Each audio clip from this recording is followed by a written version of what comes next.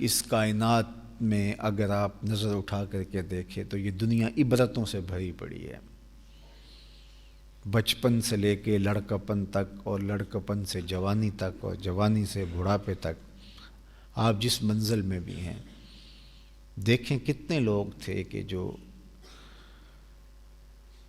ایک زمانے میں تو صالحیت کے معیار پہ پورا اترتے تھے لیکن بعد میں گمراہی کے گڑھے میں جا گرے۔ اس لیے ہمیشہ ڈر لگا رہے، اللہ سے ہمیشہ توفیق مانگے۔ اہل ایمان کی ایک دعا قرآن میں مذکور ہے جو اہل ایمان مانگتے ہیں، اور وہ کیا ہے؟ ربنا لا تزغ قلوبنا بعد اذ ہدیتنا وہب لنا من لدنک رحمہ انک انت الوہاب۔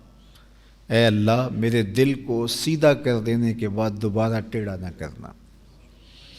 ربنا لا تزغ قلوبنا، اے اللہ ہمارے دلوں کو ٹیڑھا نہ کرنا، بعد اذ ہدیتنا، اس کے بعد کہ تو ہمارے دلوں کو ہدایت نصیب فرما چکے، ہمیں ہدایت کے اجالوں سے مالا مال کر چکے، دوبارہ گمراہی میں نہ لے جانا۔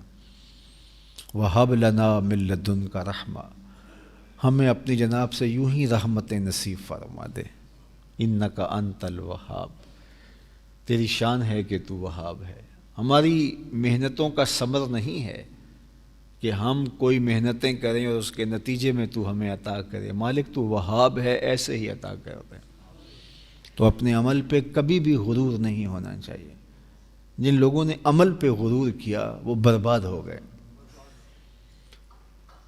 اس کے فضل سے، اس کے کرم سے ہی زندگی کو جمال اور خوبصورتیاں ملتی ہیں، اور ہمیشہ اس سے توفیق فضل مانگو، اس سے فضل و رحمت کے ملتجی بن کے زندگی گزارو۔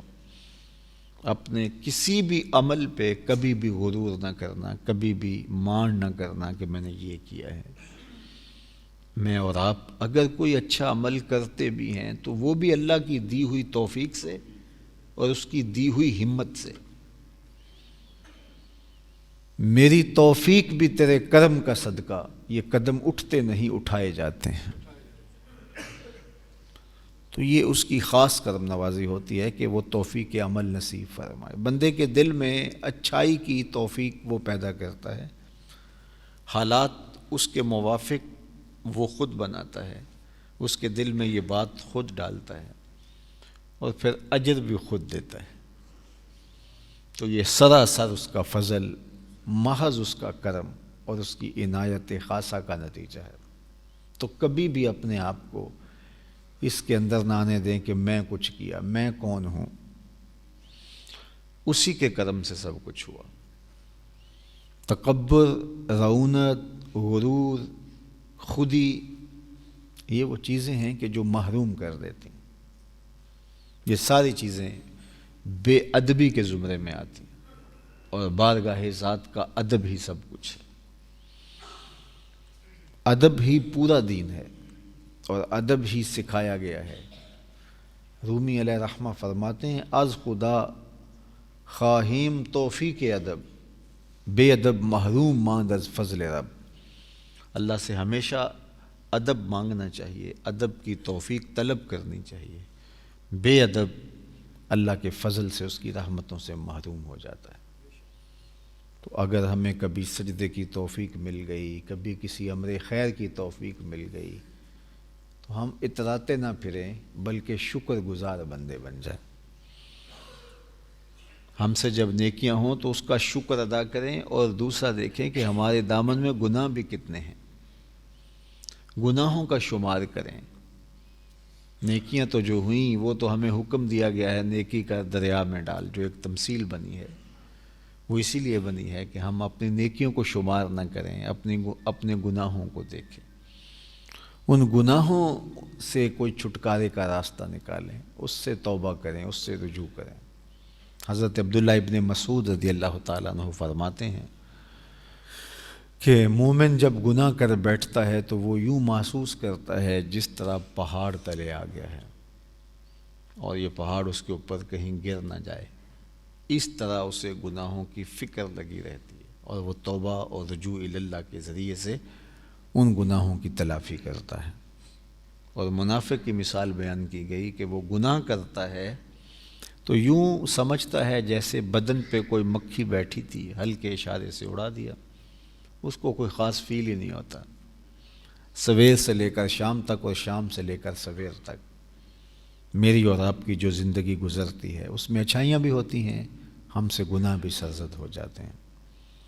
یہ ضرور محاسبہ کرو، اس چیز کا موازنہ کرو کہ ہم سے سویر سے لے کر شام تک اور شام سے لے کر سویر تک جو گناہ ہوتے ہیں اس کے بعد ہماری کیفیت قلب کیا ہے۔ صحیح بخاری میں، صحیح مسلم میں حضرت عبداللہ ابن مسعود رضی اللہ تعالیٰ عنہ سے مروی جو کلمات میں نے آپ کے سامنے رکھے ہیں، ان میں اہل ایمان کی یہ علامت بتائی گئی ہے کہ وہ یوں محسوس کرتا ہے کہ میں پہاڑ تلے ہوں اور یہ میرے اوپر کہیں گر نہ پڑے اور مجھے کچل نہ ڈالے۔